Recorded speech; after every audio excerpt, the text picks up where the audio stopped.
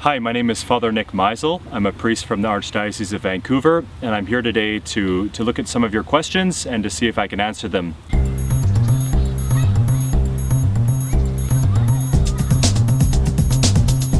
So our question for this time is, who is your favorite saint and why?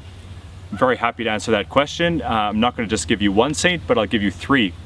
So one of my favorite saints is Saint Ignatius of Loyola, and the reason why he's one of my favorite saints is because of his teaching on discernment, which you can find in his book, The Spiritual Exercises. So in his teachings, he talks about how to pray, and I find his advice on prayer in everyday life very, very practical about how to see how God is interacting in our life in daily experiences is something I think is very powerful.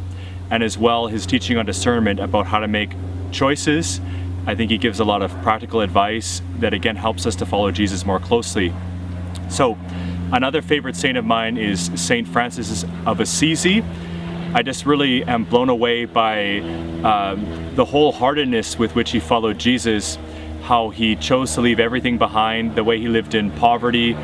He had a very freeness in his spirit about the way he followed Christ that is something I really admire and wish I could live more in my life. I remember when I was in university, kind of coming back to practicing my faith, I read a book by G.K. Chesterton on the life of St. Francis of Assisi, and it really had a great impact on me, and it's still one of my favorite books.